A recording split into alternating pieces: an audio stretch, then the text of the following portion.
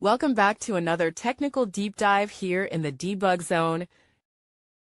Today we're tackling a big question and breaking it down with insights from other users. Hopefully this clears up some misconceptions and helps you get the answer you need.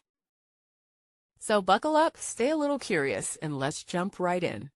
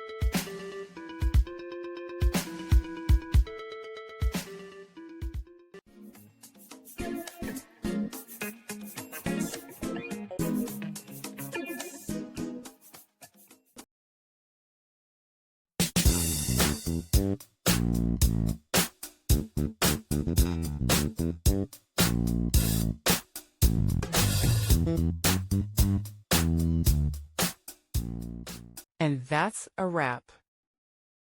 I hope you found the answer you were looking for. If you did, take a second to hit that subscribe button. It really helps out. And let me know in the comments which solution worked best for you. See you next time in the debug zone.